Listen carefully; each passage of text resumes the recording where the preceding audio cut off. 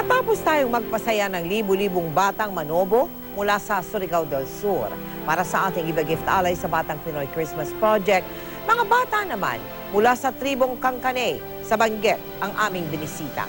At sa isang kabundukan sa bayan ng Mangkayan, kinang ng ginto ang bumubuhay sa daang-daang pamilya doon. Tuwing sasapit ang bagong taon, sabi nila, mas nagliliwanag ang mga ilaw. Mas nagniningning ang mga bituin at palamuti. Ngunit ang mga minero sa bayan ng Mangkayan sa Benguet, nabubuhay sa dilim at peligro. Hinahanap ang mailap na kislap ng mga ginto. Sa minang ito sa bundok ng Palidan, umaasa ang 80% ng mga pamilya sa barangay Suyok. Isa na ang minerong si Benji na sinamahan pa namin sa loob ng isa sa mga hukay. Ayon sa kanya, araw-araw silang nasa ilalim ng mahabang hukay na ito. Papaliit ng papaliit ang lagusan. Madalas po ba kayo may nakukuha? Wala po, mami.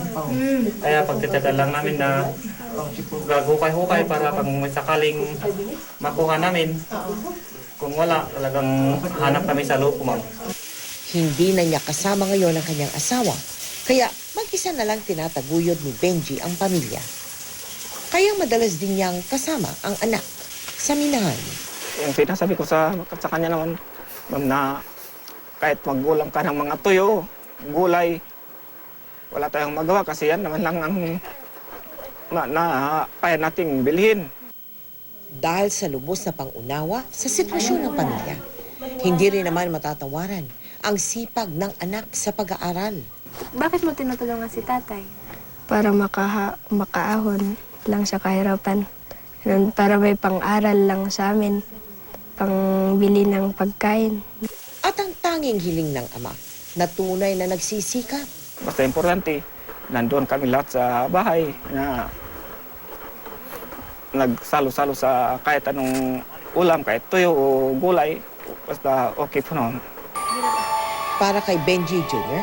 at sa daang-daang bata ng Mangkayan na umaasa sa biyaya ng minahan, isang sorpresa ang ating inihandog. Maraming salamat po at may binigay na mga gifts sa amin. Sa bayan ng Kapangan, 6 na raang bata naman ang ating narigaluhan.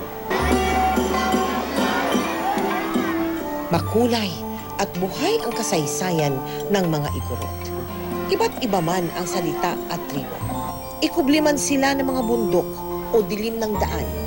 Bawat pamilya, iisa ang hangad. Maging masaya at sama-sama sa pagsalubong sa bagong taon. Maraming salamat po, JMA Kapuso.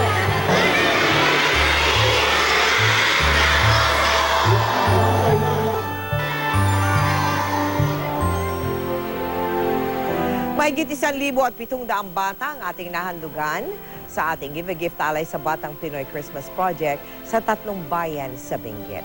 Kami po'y lubusan nagpapasalamat sa lahat ng ating mga naging katwang para maayos na maihatid sa mga batang kapuspalad ang ating pamaskong handog. Sa mga nais na maging bahagi ng aming mga projects, maaari po kayo magsadya sa aming tanggapan o magdeposito sa aming mga bank account o anumang sangay ng Cebuana Luwalier. Maaari ding mag-log on sa www.kapusofoundation.com.